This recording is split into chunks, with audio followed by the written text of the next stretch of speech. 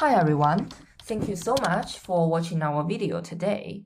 So let's start with a really simple story. Suppose there is a city A. Unfortunately, this city A is exposed to a really bad disease. And this outbreak is highly contagious. Many people have suffered from it. After a few weeks, the government has developed a vaccine, but since it's a new vaccine, it is kind of unstable and may have some potential side effects. These side effects vary from person to person. Some people may experience severe discomfort, while others just have no side effects at all. So our main character, Tom, who is just an ordinary citizen living in City A, he's now faced with a problem of whether to get vaccinated or not. He cannot decide it, so he asks his neighbors for some advice. Hi, sir. Do you want to get vaccinated?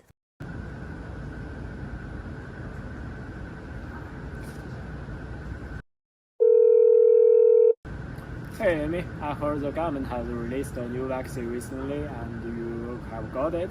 How did you feel about it? Hey Tom, yeah, I got the vaccine last week and I felt pretty good afterward. I'm usually in good health, so I didn't notice any side effect. You should consider getting it too. Well, sounds good. Thank you, Amy. Bye.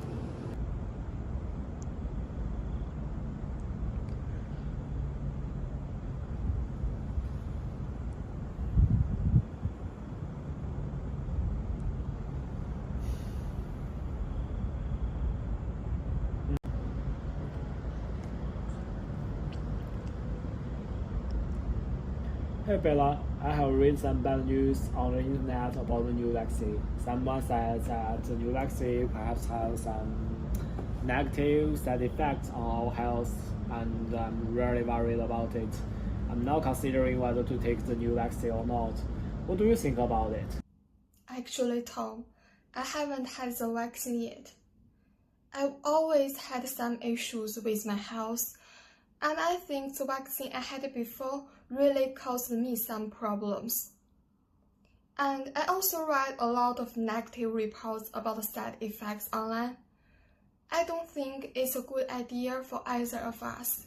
Well, it sounds really scary, as if the side effect of the vaccination is worse than the discomfort of being ill. I really need to take further consideration and think twice. Thanks for your advice. Bye, Bella. So the scenario you just saw is not only just a story, but something that can happen in our real daily life. And to ground this in reality, we can see an article posted by BBC recently. So this article is about the decline in vaccine confidence in the UK and how this would affect the whole public health. From the data, we can see that while the vaccine has been proved to be highly effective in preventing the diseases, public has been more and more distrustful about this vaccination. The confidence in it has fallen from 19% in 2018 to only 70% in 2023. And also, people are more and more concerning about the side effects as the concerns rises from only 18% in 2018 to more than 13% in 2024. This can have a huge impact on our childhood immunization. As you can see in this specific case of MMR in the PowerPoint, the uptaking rate has fallen to only 99.8% in 2024, and this can cause a more vulnerable group of children if they are exposed to different kind of virus and diseases. So to further analysis the individual decision making and the social externality, we apply a simple quantitative model from another article. And if you're interested in this part, you can pause the video and take a look at it because everything is clearly explained and specified in the PowerPoint. But to avoid making this quantitative part too boring and too theoretical, we're just gonna straightforward to say some of the key points. So first of all, each consumer made their own vaccination decision by trying to maximize their own utility. And their decision is based on the risk of getting the diseases, the risk of the side effects, and also how effective this vaccination is. And for the externality point, given the mass group of vaccinated M, an individual would choose to get vaccinated if his delta is less than the threshold delta.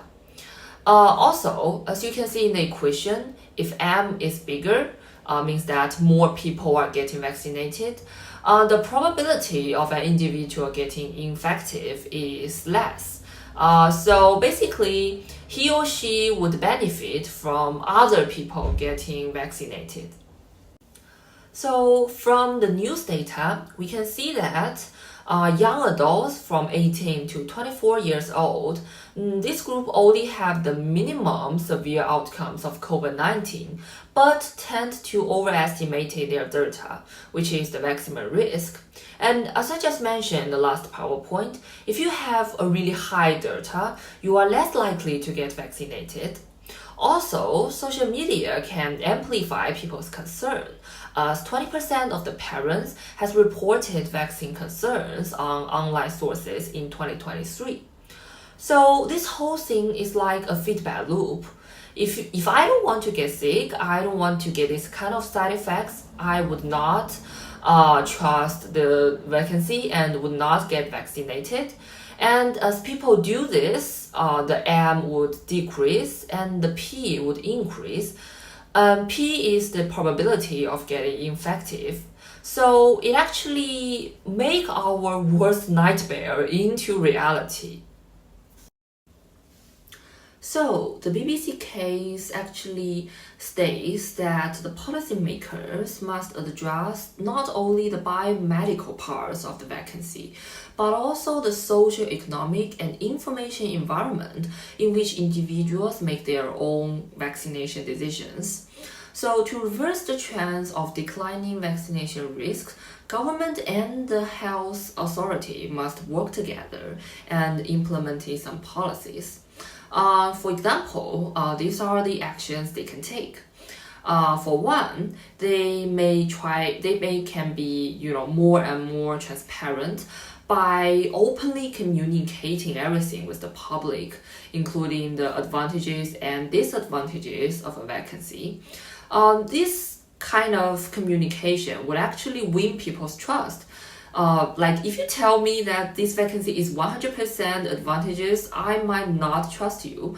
But if you give me some disadvantages that seems available and acceptable for me, I might give it a try. Second of all, to fight the misinformation, there can be some effective and targeted public campaigns. So this can be really useful if applied appropriately. And lastly, consider both individual benefits and wider social externalities is also important when trying to design perfect vaccination policies. Because after all, getting vaccinated not only benefits myself, but also benefit the people around me. So they have to ensure that the strategies are in place to boost public trust and achieve high vaccination uptake.